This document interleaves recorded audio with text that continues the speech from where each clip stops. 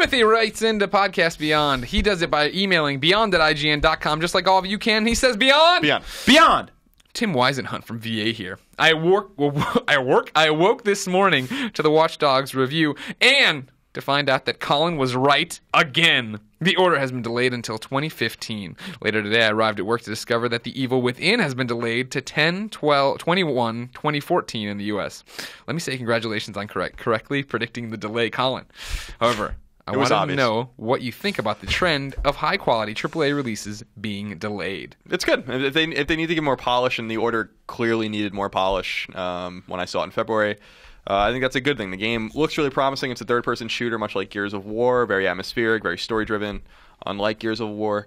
And I think that they need more, more time. A lot of people gave me shit when I said that the game looked rough and that it needed more time, based on the fact that I saw it in February and it was supposed to come out in September. But when you have a vertical slice, I mean, we see enough games to know that when you have a vertical slice and you're showing you're putting your best foot forward, and your game runs like that and it looks like that, you are not ready for prime time, and that was obvious when I saw it.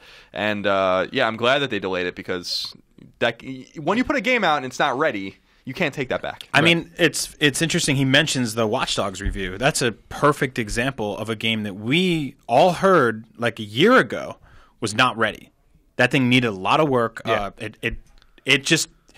I mean, so basically, what happens with situations like this is people play very early builds of these, and sometimes almost complete builds, and they do things called mock reviews. And Watch Dogs apparently wasn't doing too hot in that department. And it came out today, and it's getting really good scores pretty much across the board, like 8s and 9s and stuff like that. Yeah. And I think that had it just come out last year, it would have been a 6. And do you want a 6? No, nobody wants a 6. I'd rather wait 6-7 months and get a 9. So a delayed game is a disappointment once. A bad game is a disappointment all the forever time. Timothy wanted to add into, a delay isn't necessarily bad, but are developers and publishers putting release dates out too early?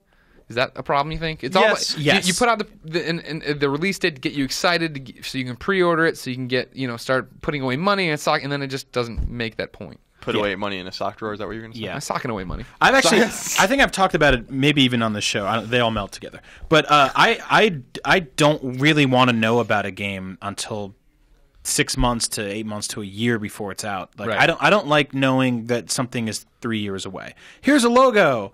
Think about it for 3 years. I don't like all that, and I don't like the here's our big reveal, and then we're going back and hiding, and then it comes back again. I mean, had we not known anything about The Last Guardian at all, right? And we heard about it for the first time at Christmas, and then they showed it at E3, and they're like, it's out in the fall. I mean, isn't that the perfect timeline? Instead, we're sitting here for years going, where is this game? When's it going to turn up? Is it canceled? We're mad. Did you hear about the studio? Right. This and this and this.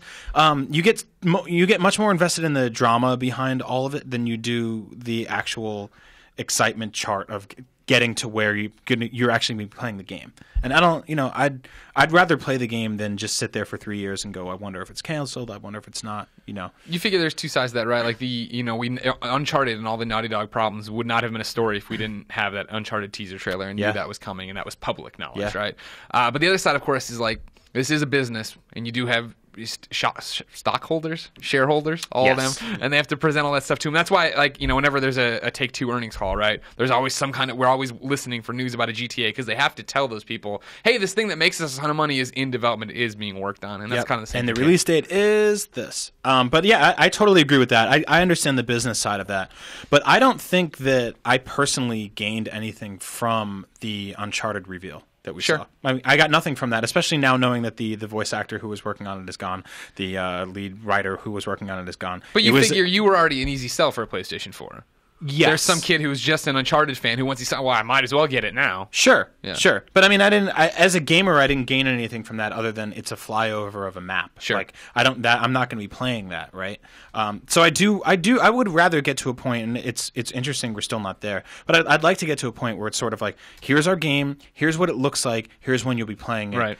Hopefully. Promise. Like, that's a great timeline for me. Yeah, I concur. I think that the publishers are getting too far ahead of themselves. They're rushing their own developers, and then they're ruining the optics of their own games when the games get delayed. Everyone was so up on Watch Dogs, then they were totally down on Watch Dogs, and that now they're back up. That can ruin everything for a developer and for a game or a property. I mean, like you said, Watch Dogs might have been a 6.